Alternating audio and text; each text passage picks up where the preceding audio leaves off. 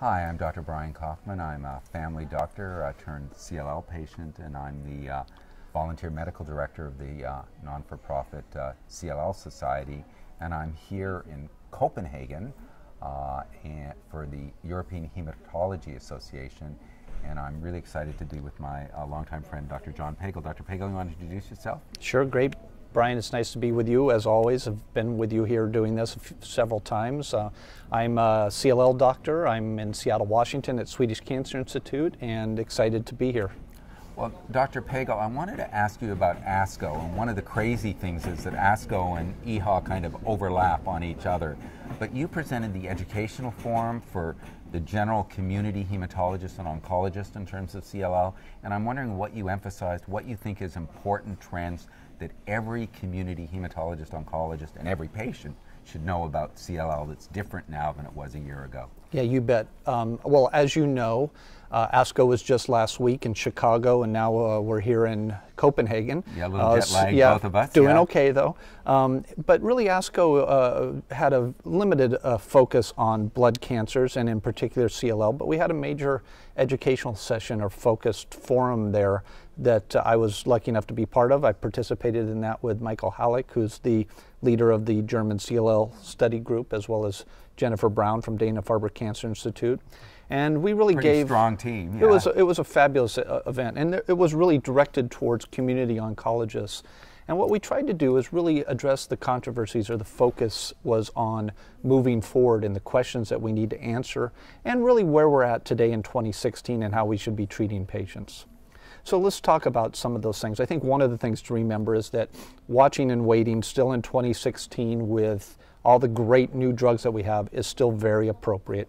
So until you have a really good reason to get treated, that's appropriate to continue to hold off on treatment. Let me push you on that, because I know that there's at least 2 clinical trials now looking at comparing novel agents with watching and waiting. In the past, we haven't had such good choices. But for high-risk patients, I think Michael Halleck is doing a trial in Germany, and John Bird, I think, at Ohio State is doing a trial to look at that. So I would say outside of a clinical trial, it's still watch and wait. And I should have said that. You know, certainly the clinical trials are very important to help us answer these questions, where we can do something that's a very reasonable approach with relatively low toxicity therapies that could have a major benefit in changing the natural history of CLL. But until we have that data outside of a clinical trial, watch and wait is still appropriate. Alrighty. The other things to say are that chemotherapy and chemoimmunotherapy, of course, with an anti-CD20 antibody is still very appropriate for the right patients. And of course, those are patients with lower risk disease that are not with a 17p deletion, or those with a mutated IGHV, as your audience, of course, knows much about that. Those patients can actually do extremely well with chemoimmunotherapy, and in particular FCR, and Dr. Halleck led that discussion, and I think that message is still critically important.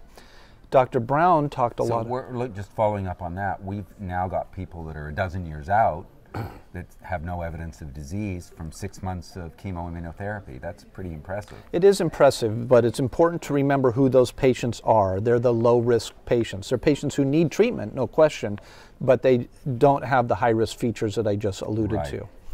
The other thing that we focused a lot on, of course, and Dr. Brown led the discussion primarily on the new novel agents, and really made sure that the community understands how to use those drugs, because that's where they're going to be delivered more and more, and not in major academic centers.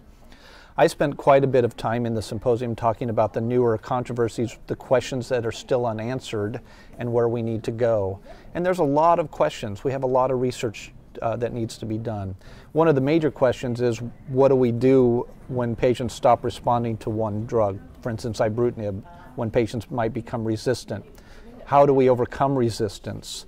In fact, can we actually just change the class of drug, maybe even stay in the same class? Can we actually treat somebody with idelalisib and rescue them from a failure to ibrutinib? Or do they need to switch to a different kind of drug, and does that work, such as venetoclax or the BCL2 inhibitor? Those are questions that we still don't know well, but we did summarize early data, primarily data that we had from ASH last December, important studies in a variety of ways.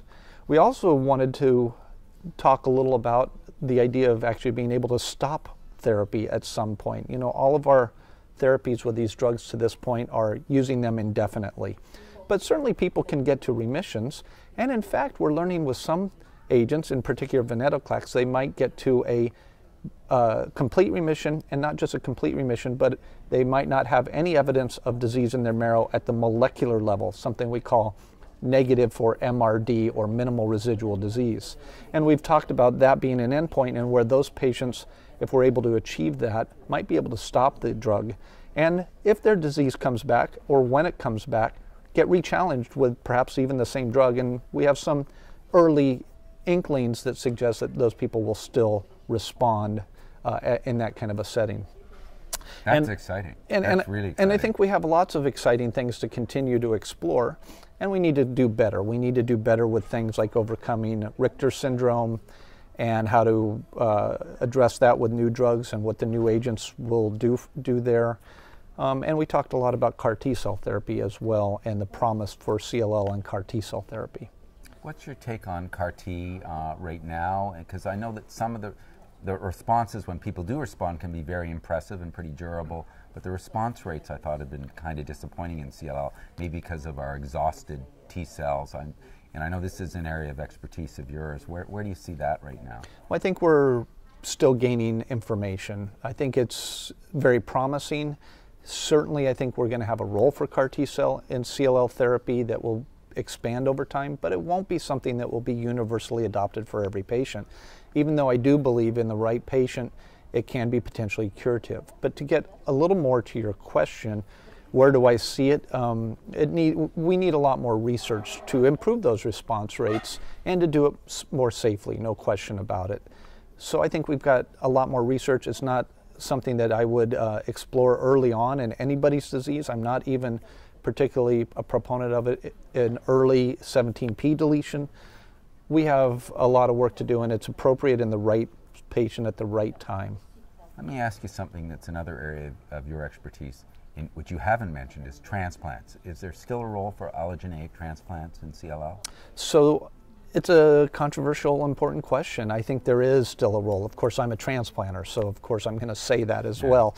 But clearly allogeneic transplant is the ultimate immunotherapy, and it does work, but it comes with a heavy cost, and that's a lot of morbidity, and even the risk of actually taking a significant chance of dying from the therapeutic intervention. So we're still doing transplants, but those are for people that are younger, like yourself. Those are people that can tolerate this kind of thing. And I think the numbers of those that we're seeing are going to go down more and more because people are living longer without having to go to transplant. It's an exciting time in all these other drugs, and I think we've got a long way to go still to figure out the best way to be using allogeneic transplant for these patients. Any final thoughts or anything message you want to give to patients from ASCO? I think the thing that we want to say to patients is that we're continuing to advance this field rapidly. It's incredible what we are doing and what we've done. So what's next? It's more clinical trials. It's more randomized, advanced clinical trials. It's fewer, smaller phase 2 single-arm studies. It's more investigation of the novel agents, and it's really trying to get this into patients and affect people's lives as fast as possible. All right, Dr. Pagel, I always learn something. Thanks so much. My pleasure, Thanks. Brian. Thanks. Nice to be with you. Thanks.